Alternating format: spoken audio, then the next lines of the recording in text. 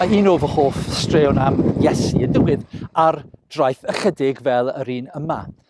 Mae'n stori am barbecue mewn gwirionedd, ac mae'n stori llawn y bywyd ac yn atgofus.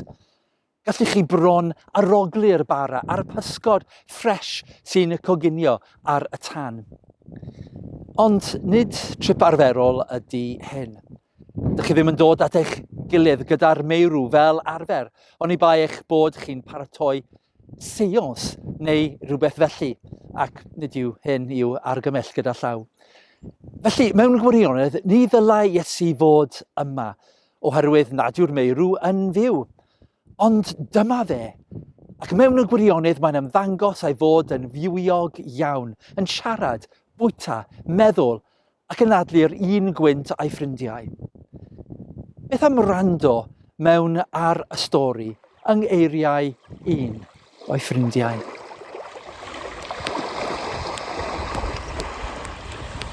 Pan oedd hi'n dechrau gwawrio, dyma Iesu'n sefyll ar lan y llyn, ond doedd y disgyblion ddim yn gwybod mae Iesu oedd yno. Galwodd arnyn nhw, "Oes gennych chi bysgod, ffrindiau?" "Nac oes," medden nhw. Yna dywedodd Iesu, "Taflwch o'r rhwyd ar ochr dde'r cwch a byddwch yn dal rhai." Dyma nhw'n gwneud hynny, a chafodd gymaint o bysgod ei dal nes ei bod nhw'n methu tynnu'r rhwyd yn ôl i'r cwch. Dyma'r disgybl oedd Iesu'n ei garu yn dweud wrth Pedr, "Yr arglwydd yw!" A dyma Simon Pedr yn rhoi madilledyn am ei ganol, doedd ganddo dim byd amdano, yna neidio i'r dŵr. Daeth y disgyblion eraill ar ei ôl yn y cwch gan lusgo'r rhwyd oedd yn llawn o bysgod ar ei holau. Doedden nhw ond ryw 100 llath o'r lan. Ar y lan, roedd tân golosg a physgod yn coginio arno ac ychydig bara. "Dewch ar rhai o'r pysgod, dych chi newydd ei ddal," medde Iesu wrthyn nhw. Felly dyma Simon Pedr yn mynd i mewn i'r cwch a llusgo'r rhwyd i'r lan. Roedd hi'n llawn o bysgod mawr, 153 ohonyn nhw, ond hynny wnaeth y rhwyd ddim rhwygo. "Dewch i gael brecwast," medda Iesu. Doedd dim un o'r disgyblion yn meiddio gofyn iddo, "Pwy wyt ti?" Roedden nhw'n gwybod yn iawn mae'r arglwydd oedd e. Yna dyma Iesu'n cymryd y bara a'i rhoi iddyn nhw, a gwneud yr un peth gyda'r pysgod. Dwi'n hoffi'r geiriau yna, yr arglwydd yw. Rhywsut doedd Iesu ddim cweit fel roedden nhw ei adnabod o'r blaen. Mae rhywbeth wedi newid. Ond eto Iesu yw yn bendant, ond yn wahanol hefyd. Rwch hwn ochr yn ochr a beth oeddynt wedi weld yn digwydd iddo, marw ar groes ar ôl iddo gael ei guro a'i chwipio. Ac mae'r cwbl yn swnio, wel, anarferol a dweud y lleiaf.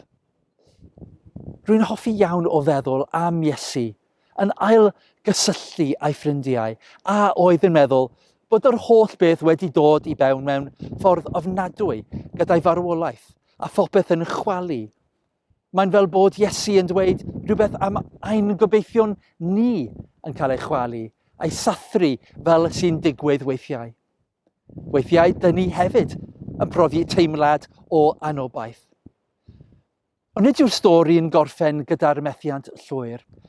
Daw'r stori i ben gyda gwahoddiad. Dewch i fwyta. Ac nad oedd Iesu yn cyfeirio mond at y pysgod a'r bara oedd ar gael yn unig, roedd yr Iesu atgyfodedig yn cynnig rhywbeth gwell a fuasau'n para llawer hirach, bywyd a'i hun. Ac i mi, dyna pam mae'r Pasg yn parhau i fod yn uchafbwynt y flwyddyn. Mae'n ddathliad o Dduw yn dangos i ni fod bywyd mewn y gwirionedd yn gryfach na marwolaeth, a gall gobaith bod yn fuddigol dros anobaith. Beth bynnag dych chi wedi gwynebu eleni, does dim rhaid iddo fod y diwedd, eiliad tyngedfennol. Mae Iesu'n fyw i ddod â gobaith a dyfodol da i chwi. Dim ots be dych chi wedi ei wynebu eleni.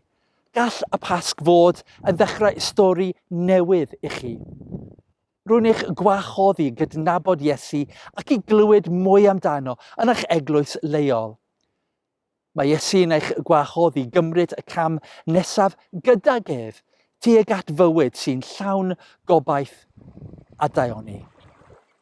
pob bendith i chi dros y Pasg eleni.